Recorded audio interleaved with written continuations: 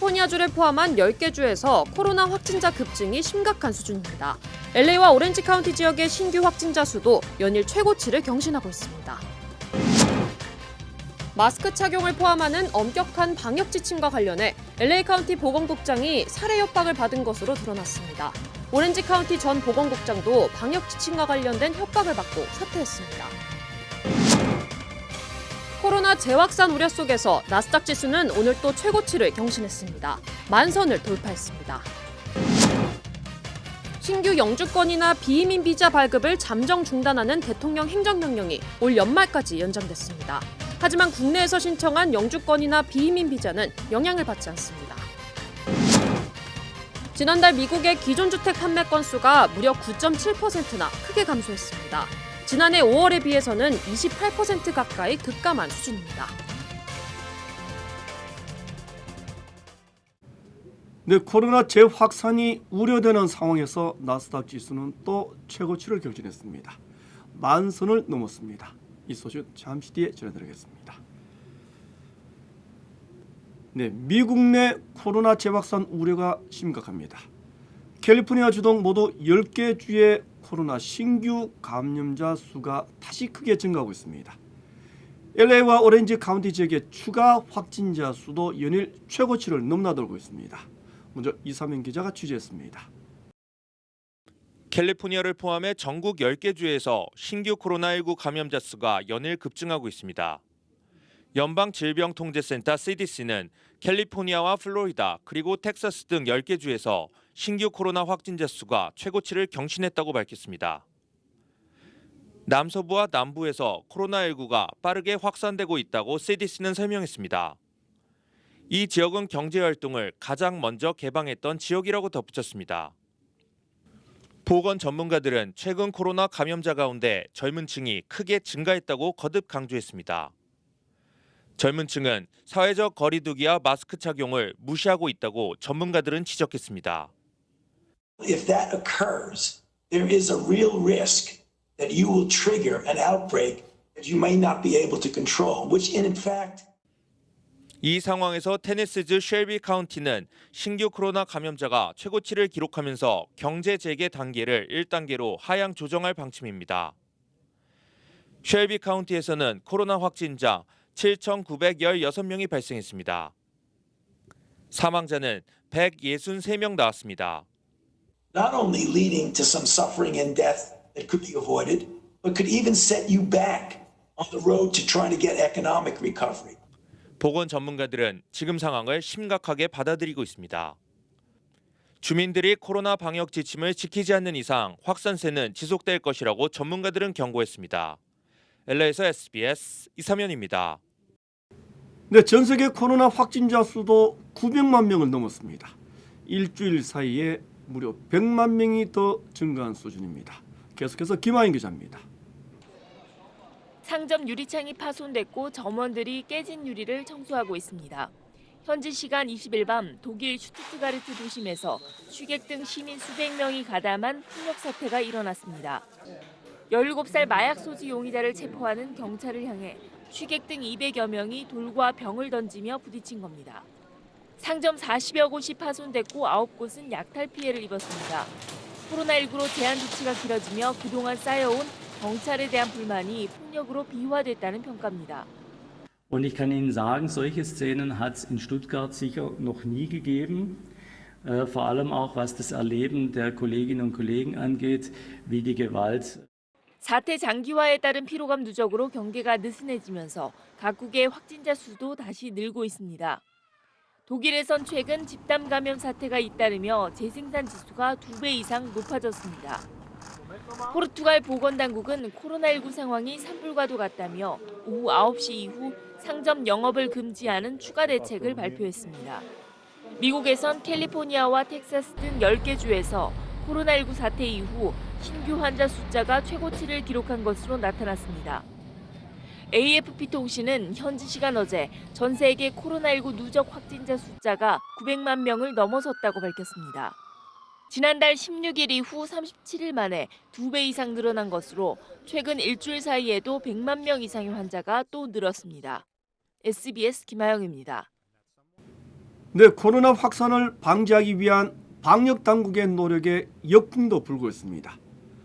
방역 지침을 총괄하는 보건국장을 살해하겠다는 협박까지 나왔습니다.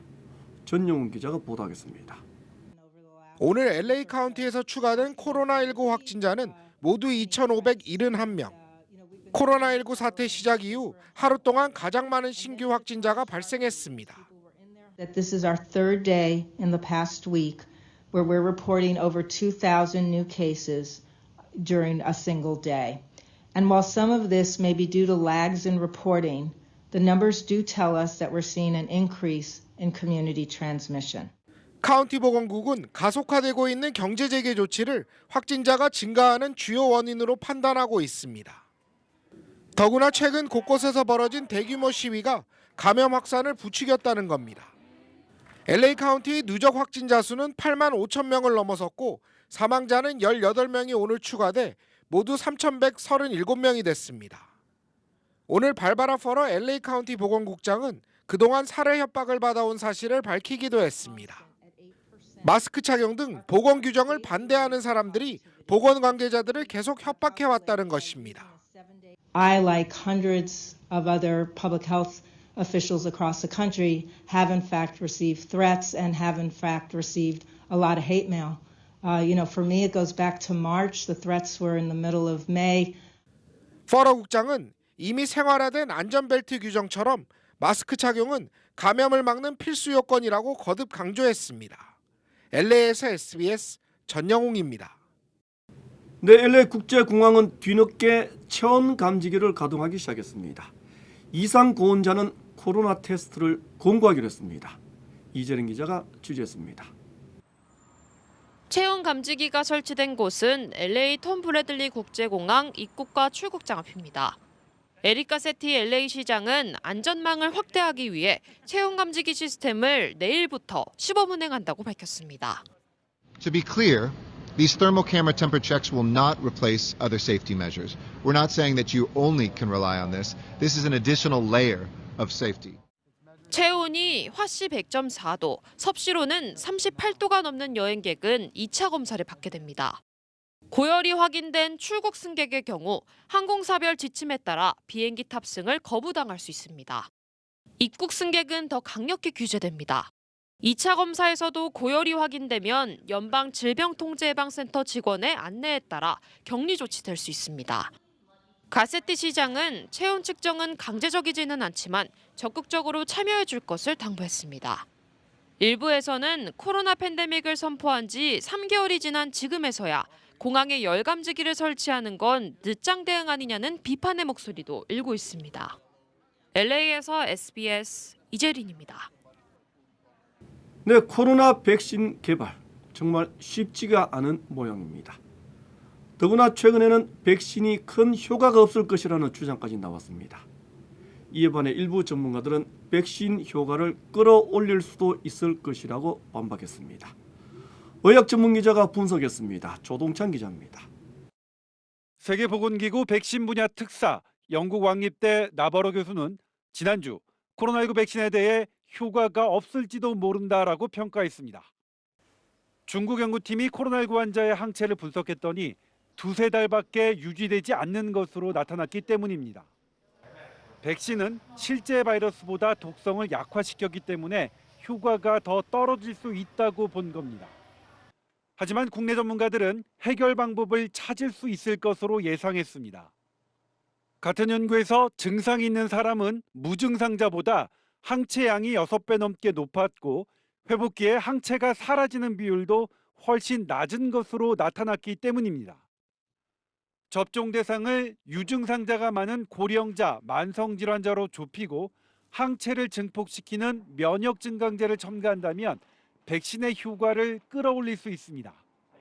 코로나19 바이러스가 조금씩 변하니까 지금 만들고 있는 백신이 효과가 없을 것이라는 우려도 성급한 것으로 보입니다. 백신은 어느 한 곳에 작동을 하는 게 아니라 항원이라고 하는 단백질 큰 덩어리에 작동을 하는 거기 때문에 그중에 일부가 변형이 생긴다고 해도 여전히 효과는 있거나 아니면 약간의 효과가 떨어질까. 하지만 모든 바이러스에서 백신이 성공하는 것은 아니며 효과적인 백신 개발까지는 시행착오가 불가피합니다. 올해 말이나 내년 초에 효과적인 백신이 나오기는 쉽지 않을 수도 있다는 얘기입니다. SBS 조동찬입니다. 네, 오늘 나스닥 지수는 10,000선을 넘어 1056포인트에 마감됐습니다. 애플과 마이크로소프트 같은 IT 기술주가 강세를 나타내면서 상승을 이끌었습니다. 백악관이 2차 유행이 없을 것이라는 주장과 정부의 추가 부양책에 대한 기대감도 작용했습니다. 네, 계속했습니다. 팜데일 지역에서 숨진 채 발견된 흑인 남성 로버트 풀러의 사인을 밝히는 수사는 계속되고 있습니다. 이런 가운데 오늘은 유명 자동차 경주의 흑인 드라이버 차고에서 올가미가 발견됐습니다. 인종 징후 범죄와의 관련성이 증폭되고 있습니다. 보도에 전용훈 기자입니다. 최근 남가주 팜데일 지역에서 나무에 목을 매 숨진 채로 발견된 흑인 청년 로버트 풀러. 남가주에서 한 달 새 목을 매 숨진 두 번째 흑인 청년이었습니다. 징후범죄 가능성을 두고 LA 카운티 셰리프국과 캘리포니아 주검찰 그리고 연방수사국 FBI까지 집중 수사를 벌이고 있습니다. 징후범죄의 상징이 된 올가미가 이번엔 백인 드라이버들이 대다수인 전미 자동차 경주협회 나스카에서 발견됐습니다. 더구나 나스카에서 유일한 흑인 드라이버 버바 월러스의 차고에서 발견된 것입니다. 월러스는 그동안 인종차별을 의미하는 남부군 깃발을 나스카에서 금지하는 데 앞장서 왔습니다. 월러스는 이번 일이 자신이 해온 일을 중단시키지 못할 것이라며 인종차별 행위를 규탄했습니다. 나스카도 공식 성명을 통해 올가미를 가져다 놓은 범인을 나스카에서 영구적으로 추방시킬 것이라고 발표했습니다. 연방수사국 FBI는 이번 사건에 대한 즉각적인 수사에 착수한 상태입니다. LA에서 SBS 전영웅입니다. 네, 영주권이나 취업비자 그리고 주재원 비자 발급을 잠정 중단했던 트럼프 대통령. 그 행정명령을 올 연말까지 연장했습니다. 미국 내에서 신청한 영주권이나 비민 비자는 영향을 미치지 않는다고 합니다. 김민우 기자가 보도하겠습니다. 올 연말까지는 해외에서 신청한 영주권은 물론 비민 비자 발급까지 전면 중단되게 됐습니다. 트럼프 대통령은 신규 영주권 발급과 비민 비자를 제한하는 행정명령을 연말까지 확대하기로 했습니다. 이번 조치에는 많은 한인들이 활용하는 취업비자와 주재원 비자 발급 제한도 포함됐습니다. 오늘 새로운 행정명령에 의해서 이민 중단도 올해 12월 31일까지 연장이 되었고 비이민 비자 가운데 취업비자 H비자, 주재원 L비자, 그다음에 인턴십 비자인 J비자가 올해 12월 31일까지는 이자 발급이 중단되게 되었습니다. 트럼프 대통령은 미국인들을 우선적으로 다시 일터로 복귀시켜야 된다는 점을 강조했습니다. 미국 내 50만 개 일자리가 보호받을 수 있을 것이라고 트럼프 대통령은 주장했습니다. 하지만 보건 분야와 농업, 그리고 식품산업 관련 종사자들은 제외됐습니다. 전문가들은 우선 기술과 산업 분야에 큰 타격이 있을 것이라고 예상했습니다. 한국에서 영주권을 신청하신 분이나 또는 이번에 취업비자를 신청하시고 또는 J라는 인턴 비자를 신청하시고 또는 한국에서 미국 법인으로 주재원을 보내기 위해서 L비자를 신청하는 경우에는 올해 12월 31일까지 비자를 발급받으실 수가 없게 되었습니다. 전문 기숙 인력들이 대거 귀국해야 되는 사태까지 초래할 수 있다고 우려했습니다. 영주권이나 비민 비자를 신청한 상당수 한인들까지도 피해를 입을 것으로 예상됩니다. LA에서 SBS 김민우입니다. 네, 연방 대법원이 기각한 청소년 추방 유예 프로그램 폐지 소송을 트럼프 대통령은 또다시 추진하기로 했습니다. 트럼프 대통령은 연방 대법원이 기각 사유로 지적한 절차상의 하자와 후속 조치 등을 보완한 다음에 다시 소송을 제기하겠다는 방침입니다. 하지만 법률 전문가들은 11월 대통령 선거 전까지는 소송 결과가 나올 가능성은 거의 없는 것으로 판단하고 있습니다. 네, 공군 합참 주임 원사에 한인 혼혈 여성이 임명됐습니다. 여성이 임명된 것도 한인이 임명된 것도 모두 사상 처음이라고 합니다. 이삼현 기자입니다. 한인 혼혈 여성이 미 공군 합참의 주임 원사에 임명돼 화제가 되고 있습니다. 공군 합참의 주임 원사는 장교를 제외한 하사관 이하 병사들을 지휘하는 최고위직입니다.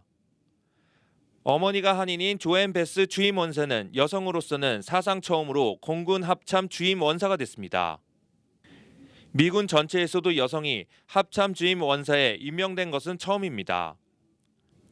공군 합참 주임 원사는 모두 41만 명의 병력을 지휘하는 높은 자리입니다. 베스 주임 원사는 지난 1993년 미 공군에 입대해 27년간 군 경력을 쌓은 베테랑 군인입니다. 한인인 베스 주임 원사는 공군의 제19대 합참 주임 원사를 맡게 돼 영광이라며 최선을 다하겠다고 소감을 밝혔습니다. SBS 이삼현입니다. 네, 지난달 기존 주택 판매가 크게 감소했습니다. 지난 4월보다 9.7%나 줄어들었습니다. 지난해 5월보다는 무려 27%가량 급감했습니다. 이번 조사는 코로나 충격이 시작된 지난 3월과 4월의 계약분이 모두 반영된 결과입니다. 네, 다음 소식 전하겠습니다. 미군의 항공모함 3개 전단이 대만 동쪽 앞바다에서 한꺼번에 작전에 들어갔습니다. 핵 잠수함까지 포함된 세계 항모 전단이 동시에 작전에 들어간 것은 매우 이례적인 일이라고 합니다. 북한에 대한 경고의 의미가 담겨져 있다고 합니다. 국방 전문기자인 김태훈 기자가 보도하겠습니다. 미 해군 태평양 함대 사령부가 니미츠와 루스벨트 2개 항모 전단이 필리핀 해에서 훈련에 돌입했다고 오늘 공개했습니다. 루스벨트 항모 전단은 원래 서태평양에 배치된 상태고 니미츠 항모 전단이 최근 서태평양으로 온 겁니다.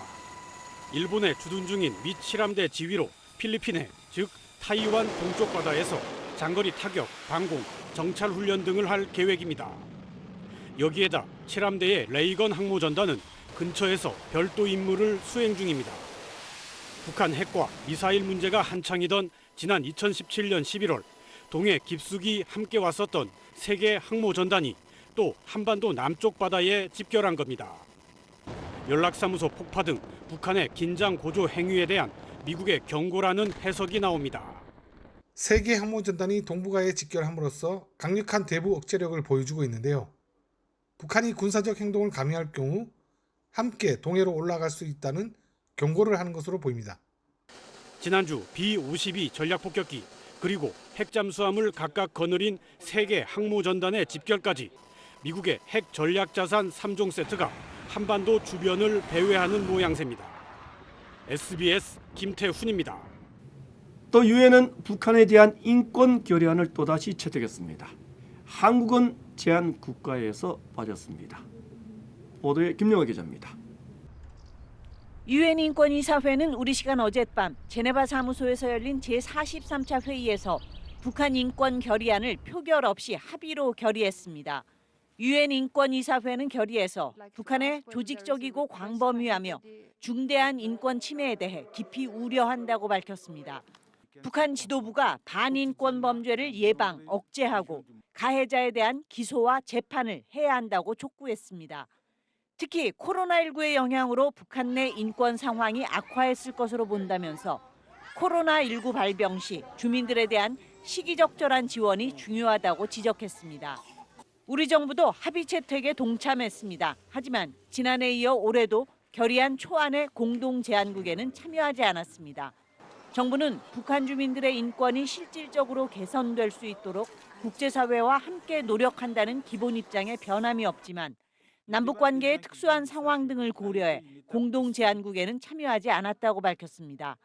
북한은 최근 미국의 흑인 인권 시위 등을 언급하며 인권이사회는 서방 국가의 인권 상황에 관심을 가져야 한다면서 결의안을 거부한다고 밝혔습니다. SBS 김영아입니다. 네, 북한군이 최근 대남 확성기를 여러 곳에 설치한 사실이 확인됐습니다. 한국군도 대응 조치를 검토 중이라고 합니다. 윤나라 기자가 취재했습니다. 오늘 오후 강화도 평화전망대에서 SBS 취재진이 촬영한 북한 개풍군 원정동입니다. 북한군 초소 옆으로 시커먼 탑 같은 물체가 서 있습니다. 대남방송용 확성기입니다. 풀이 많이 자라는 여름철이지만 확성기 주변은 제초 작업을 한 듯 풀이 없는 깔끔한 모습입니다. 지난 2018년 남북 정상회 판문점 선언에 따라 북한은 같은 해 5월 1일 최전방 지역에 설치된 확성기 40여 개를 철거했는데 이 확성기는 당시 철거됐다가 새로 설치된 것으로 보입니다. 군 관계자 역시 SBS 확인 취재에 해당 확성기는 철거했다가 새로 설치한 거라고 확인했습니다. SBS가 강화도에서 확인한 개풍군 원정동 외에 파주와 철원 지역에서도 맞은편 북한의 확성기 설치 작업이 포착되고 있다고 또 다른 군 관계자가 전했습니다. 합참은 여러 곳이라며 정확한 숫자를 공개하진 않았는데 비무장지대 북측 여러 곳에서 동시다발적으로 확성기 재설치 작업이 이뤄지고 있는 걸로 파악됩니다. 확성기 재설치는 북한 총참모부가 예고했던 대남전단 살포에 이어지는 대남 심리전의 일환으로 풀이됩니다.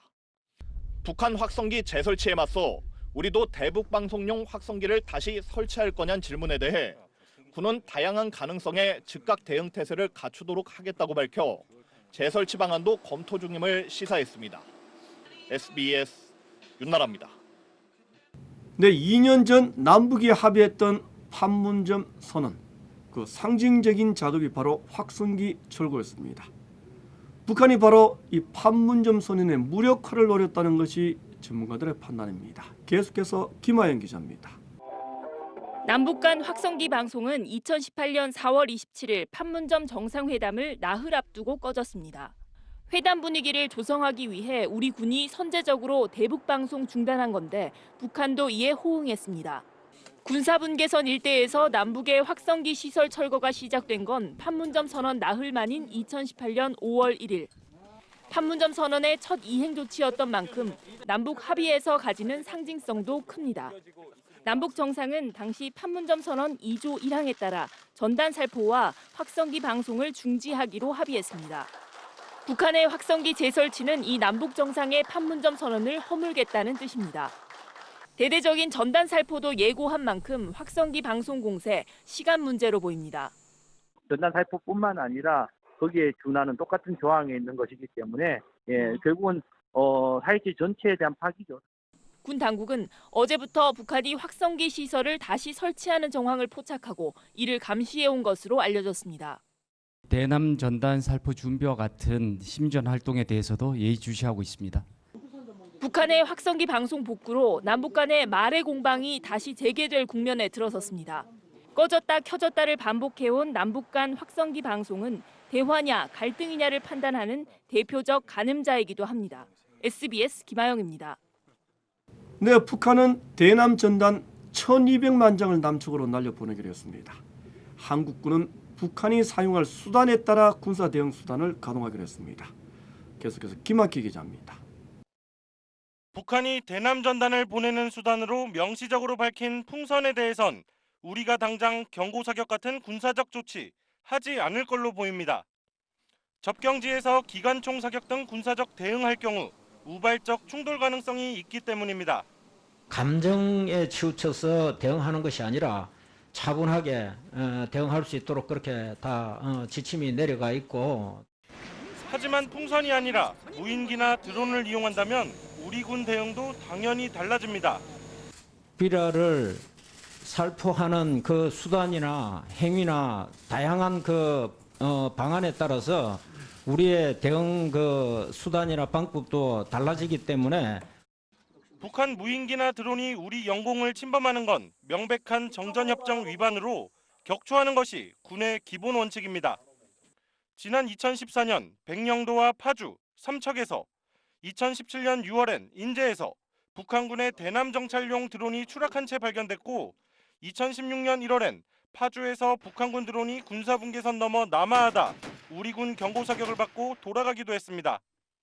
군은 우선 드론 식별을 위한 감시를 강화하고 실제 북한이 드론 등을 운영할 경우 추적 감시를 통해 안전한 공간에서 격추하는 방안을 고려하고 있습니다. 군은 다만 확성기 설치와 대남 전단 예고 외에 북한군 총참모부가 공언한 개성공단, 금강산 병력 배치나 미사일 발사 준비 같은 정황은 현재까지 포착되지 않았다고 밝혔습니다. SBS 김학규입니다. 존 볼턴 전 백악관의 국가안보 보좌관입니다. 정의영 청와대 국가안보실장입니다. 한미 안보 책임자들입니다. 볼턴의 회고록은 편견과 왜곡으로 가득 차 있다는 것이 정의용 실장의 주장입니다. 잠시 뒤에 관련 뉴스를 자세히 보도해드리겠습니다.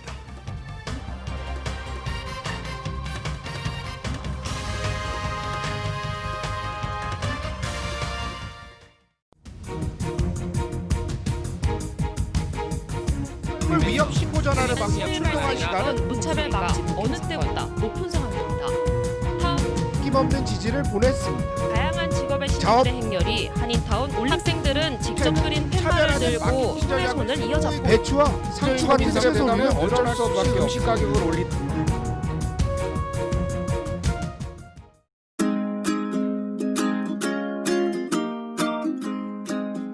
요즘 엄마 아빠가 많이 놀아줘요. 정말 재밌어요. 오랜만에 남편이랑 같이 집안 대청소도 할 수 있고 또 둘만의 대화도 자주 나눌 수 있고 평소에 시간 없어서 못했던 일들을 할 수 있어서 평소 일하느라 가정에 좀 무심했던 것 같아요. 근데 코로나 때문에 가족과 같이 있는 시간이 늘다 보니 잊고 있던 그런 가족의 소중함도 알게 되고 나쁘지만은 않네요. 엄마 아빠 사랑해요. 재택근무하면서도 가족과 함께 자주 운동을 하다 보니까 몸도 마음도 건강해지는 것 같습니다. 가족 사랑, 사랑의 시작은 관심입니다. 이 캠페인은 가족의 건강을 생각하는 우메켄이 함께합니다. 네, 대통령과 국가안보보좌관 가장 긴밀하게 소통해야 하는 두 사람이 원색적인 진흙탕 싸움을 벌이고 있습니다. 트럼프 대통령은 볼턴 회고록의 수정을 요구했습니다. 기밀 누설 혐의를 적용하겠다는 뜻도 시사했습니다. 김수영 특파원이 보도하겠습니다. 워싱턴입니다. 존 볼턴 전 백악관 국가안보보좌관의 회고록 정식 출간을 하루 앞두고 트럼프 대통령이 트위터에 또다시 독설을 쏟아냈습니다. 볼턴은 미친 사람으로 여겨져 상원 인준을 받을 수 없었다며 그는 무능하고 거짓말쟁이로 판명됐다고 비난했습니다. 그러면서 판사도 그의 회고록이 기밀 정보를 담고 있다고 말했다는 걸 강조했습니다. 볼턴에 대해 기밀 누설 혐의로 형사처벌을 추진하고 있다는 걸 상기시킨 겁니다. 백악관은 회고록 415군데를 수정하거나 삭제하라고 요구한 것으로 확인됐습니다. 한반도 사안에 대해서만 110군데 넘게 틀렸다며 수정과 삭제를 요구하기도 했습니다. 하지만 상당수는 받아들여지지 않았습니다. 볼턴 전 보좌관은 미국 주요 방송사에 잇따라 출연해 트럼프 대통령에 대한 사실상 낙선운동에 돌입했습니다. I think it's important that the American people have these facts as they consider what to do in November and as we look at our history and see Trump for what I hope history will record it to be, an aberration. 한때 대통령과 참모 관계였던 두 사람은 이제 추한 진흙탕 싸움을 벌이며 백악관의 난맥상을 전 세계에 고스란히 드러내고 있습니다. 워싱턴에서 SBS 김수영입니다. 북미 정상회담 판문점과 싱가포르에서 두 차례 열렸습니다. 당시 북한과 미 정상들 모두는 문재인 대통령의 동행을 거절했었다. 볼턴 전 국가안보보좌관이 회고록에서 이렇게 주장했습니다. 손수민 특파원이 전하겠습니다.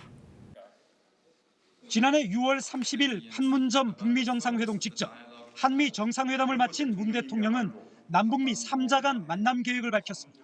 저도 오늘 판문점에 초대받았습니다. 그러나 오늘 이 중심은 북미 간의 대화입니다. 그런데 정상회담에 배석했던 볼턴 전 보좌관은 회고록에서 미국과 북한의 반대에도 문 대통령이 여러 차례 동행을 요청해 이를 관철했다고 주장했습니다. 문 대통령은 김정은 위원장이 한국땅에 들어섰을 때 자신이 그곳에 없다면 적절하게 보이지 않을 것이라 했지만 트럼프 대통령은 김 위원장에게 할 말이 있고 이 큰 기회를 놓치고 싶지 않다. 경호 일정을 따를 수밖에 없다고 만류했습니다.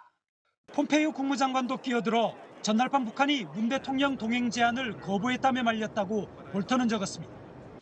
볼턴은 문 대통령이 2018년 1차 북미 회담을 앞두고서도 싱가포르에서 남북미 3자 회담을 원했지만 특사로 백악관에 온 북한 김영철 부위원장은 북미 간의 문제로 한국은 필요 없다고 말했다고 주장했습니다.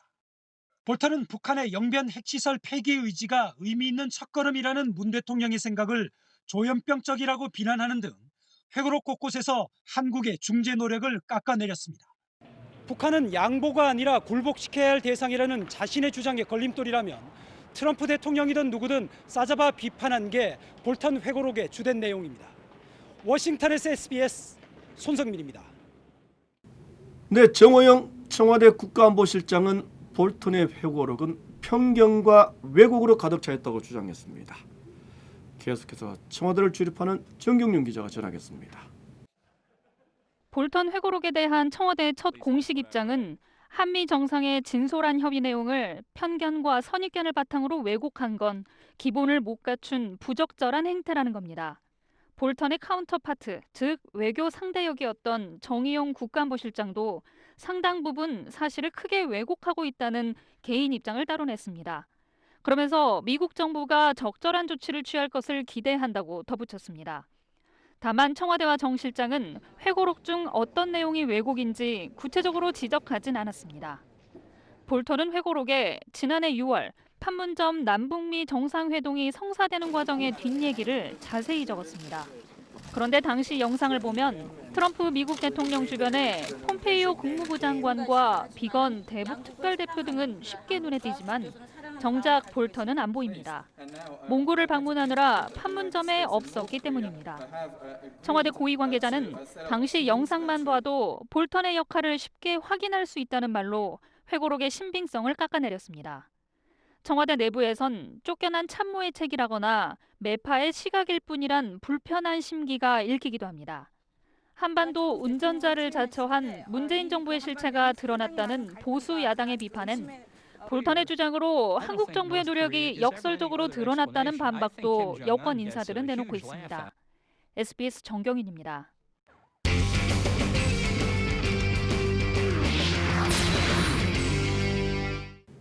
네, 독일 프로 축구에서 활약하고 있는 황희찬 선수. 올 시즌에서 10번째 결정적인 도움을 기록했습니다. 빅리그 팀들의 러브콜도 받고 있다고 합니다. 하성룡 기자가 전하겠습니다. 최전방 공격수로 나선 황희찬은 팀의 2골에 모두 관여하며 맹활약을 펼쳤습니다.